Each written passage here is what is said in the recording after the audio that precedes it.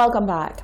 Plans have been in the pipeline for some time to have the Sir Arthur Lewis Community College transition into a full-fledged college offering degree programs. On Wednesday, the Sir Arthur Lewis Community College introduced 4 new Bachelor of Arts programs. Principal Dr. Keith Nurse touts the innovation of the new BA programs. He says it represents a significant new investment by the college to offer critical areas of training for St. Lucia and the wider region. I would say that our 4 BA programs are cutting-edge programs. They are focused on some critical areas of growth for employment and entrepreneurship. So, for example, we are offering a BA in public health. It's the first of its kind in the region, and we feel that it is a world beater. We are also offering environmental sciences and sustainability.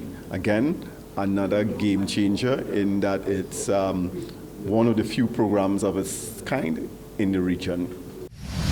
The Sir Arthur Lewis Community College is now also offering a bachelor's degree in business administration, which is focused on integrating technology and sustainability. And similarly, our tourism and hospitality program introduces the issue of sustainability and entrepreneurship. And so you can see that our bachelor's degrees are not just your standard offering, they are actually new innovative products which we think will redound to the benefit of some of our past students, our current students in the associate degree who want to matriculate to another level, and people from outside of St. Lucia who want to come to the college to enjoy the benefits of cutting-edge programming.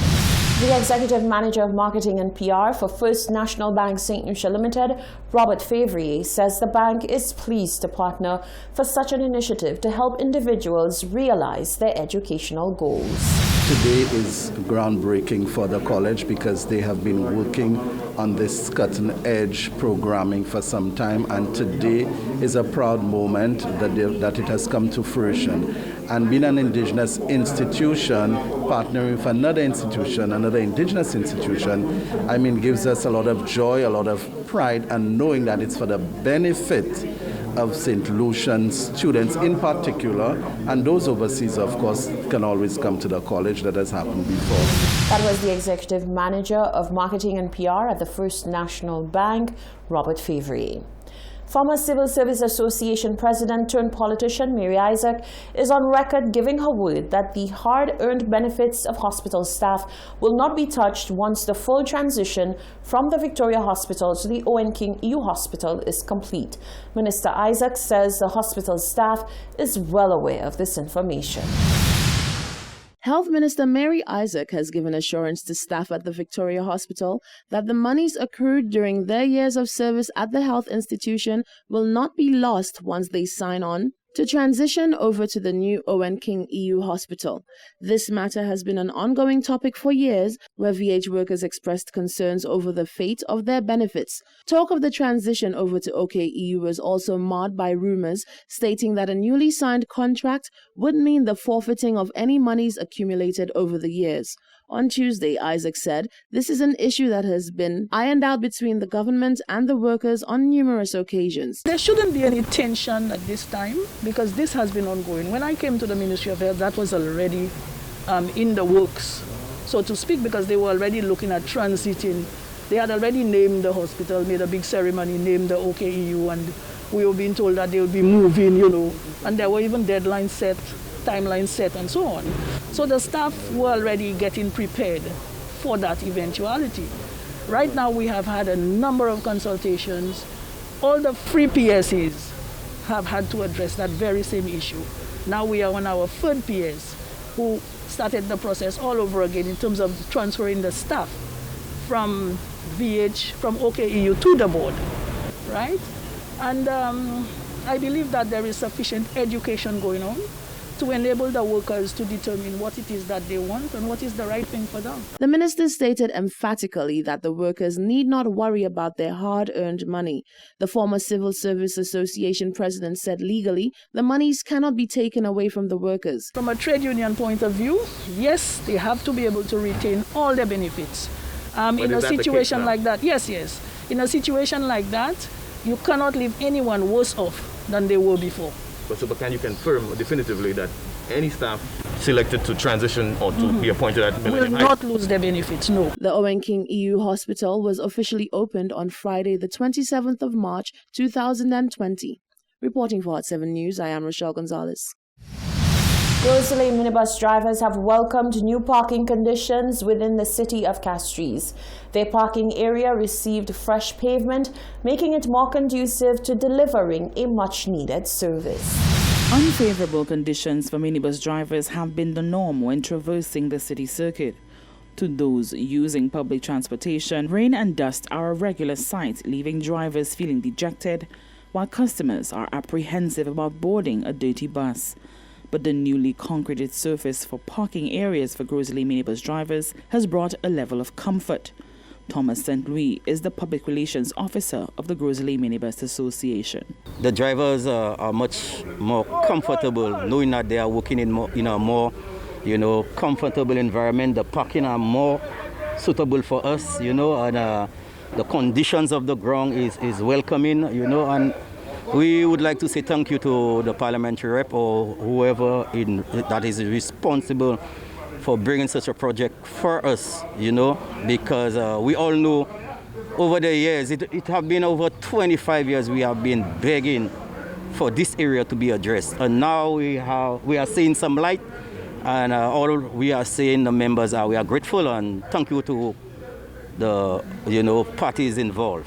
St. Louis says the shelters also need some attention. We have a situation with our bus shelter, when it rains, as it is, it's a basket because the roof is in a deplorable condition in terms of the galvanized is rotten. I think this was part of the initial plan to address the shed and relocate it so we can have more parking, for the buses. Even that we would appreciate the authorities to address. We can meet them halfway if they're willing to assist us. Then we can meet them halfway, because we were told that it's a project that have to be, supervised by an engineer, and we are not engineers. So if we can get an engineer, we can address our shed and make it a little more, comfortable for our members. St. Louis hopes that the addition of toilet facilities will be the next step in making their jobs a bit more enjoyable. For the Hot 7 News, Nisha Charles reporting. Thank you, Nisha. The Ministry of Infrastructure is giving its word that the end result of the ongoing roadwork taking place at the entrance to the Corinth Gap is worth the temporary inconvenience for motorists and pedestrians alike. The parties involved in the project say the change was needed, and although the outcome will take some getting used to, it will serve to benefit all who traverse the route. The Ministry of Infrastructure hosted an on-site press conference on Tuesday morning along the entrance to the Corinth Road to divulge information pertaining to a collaborative project with C.O. Williams Construction to widen the road and to build a retaining wall. The project is currently into its second week, and the aim is to complete the project entirely within the next 4 to 6 weeks. Upon completion of the retaining wall, workers will focus on constructing a sidewalk for pedestrians as well as a lay-by bus shelter for minibus commuters simultaneously. Civil engineer at the Ministry of Infrastructure, Kohan Dolce, explained the process being undertaken at the site. She said measures are being taken to minimize the inconveniences. Whilst she thanked the public for their cooperation, she has asked the masses to bear some more patience as the workers toil assiduously to finish the task. This section of the project will involve the construction of a gravity retaining wall. We're going to be ensuring that we have sufficient width on the road. We're going to be having a lay-by in this section here for the buses to pull up, and we're also going to be widening the sidewalks as we have done up to the Corinth Secondary School. So we'll have 1.5 meter sidewalks, which should allow the school children and other pedestrians to travel safely along the road. Previously we had an island at the intersection. We have since demolished the island, and we're going to be replacing the island with road markings. So we're hoping that when the road markings come in, the lanes will be properly demarcated and there will be no need for a physical structure at that point. The markings should serve the purpose of demarcating the lanes. They are in the typical white paint, so they will be visible to drivers whether it's daytime or nighttime. It's something we may have to grow accustomed to because the island had been there for the longest while. So it will take some adjustment, but I'm sure we as drivers can adjust to it. Contracts manager for C.O. Williams Construction, Stephen Brinkhurst, gave an update on the progress for the project. We're here today watching the last few weeks of a fairly challenging project, which started last year in March. We had a shutdown for 50 days because of COVID. Nonetheless, we're here now. This section is very important, as previously explained, in terms of the whole project providing widened footways from the junction here behind us at Marisel right down to Corinth School and beyond, but also the addition of 2 full-width, full-size bus laybys. The rest of the job is coming to an end. We've had a delay indirectly caused by the volcano in St. Vincent, which dumped a lot of ash on Barbados, which is where we get our bitumen to make the asphalt. Now, we're hoping to get delivery of bitumen today or tomorrow to enable us to cover the remaining job in terms of asphalt. The dust problems down at Dame Paulette Louise have been significant, and we've been working with the principal, Mrs. Leonce, in terms of assisting her cleaning up the school, and it was opened yesterday successfully. The road is part of the route of a number of minibus drivers. So, how do they feel about this ongoing project? Ed Samuel, who is the president of the Grand Riviere Minibus Association, said it is a welcomed initiative. Presently, we cannot complain with what is going on. At first, when we heard about the project, like most people, we anticipated that it would be very cumbersome. But then, when the project was realized, we realized that the contractors, the engineers, they took the time to fix up the diversion. And although they told us that we would be traveling through that route, as you can see, a compromise was struck, and especially in the morning when we start our work, we realized by 6:47 we are able to use both lanes.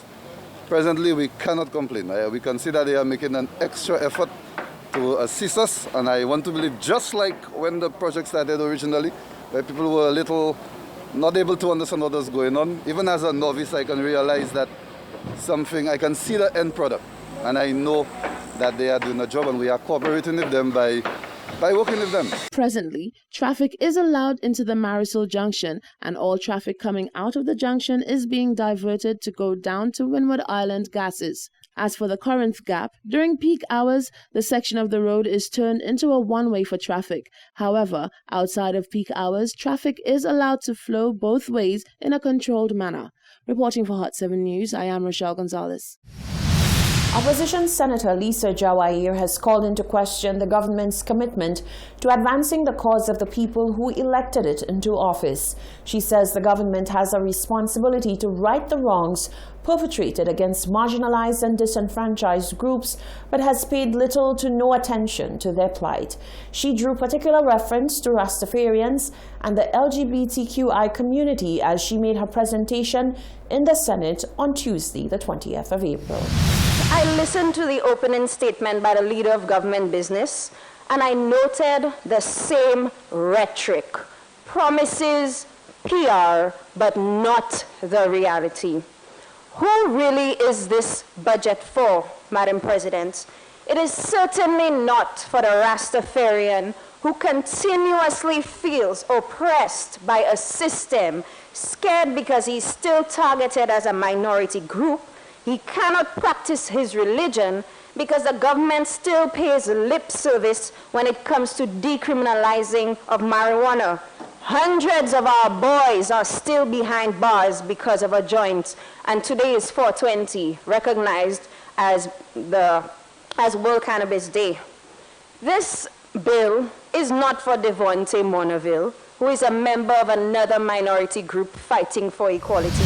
Jawair, like the SLP, says the priority of the government is friends, family, and foreigners. She argued that the budget is not for the average, struggling St. Lucian. It is not for Drew from Odza, who has no idea how she will send her children to school. It is not for the people of Mikunof, who are experiencing this gale of strong winds of mass destruction, where their children's laptop program was taken away. It is not for the young man caught in the web of crime and violence in Grosley, not for the vulnerable in Castries Central who constantly experience this flood of poverty and suffering, not for the farmers of Castries Southeast who are still waiting for that guy to bring the farmers market. Because you know why, Madam President? The story that we are living in right now is a story of two St. Lucians. Two St. Lucias, one that benefits friends, families, and undeserving foreigners, and one that does not prioritize the health and development of our people. That was Opposition Senator Lisa Jawahir. This is the Hot 7 TV Nightly News. We'll be right back.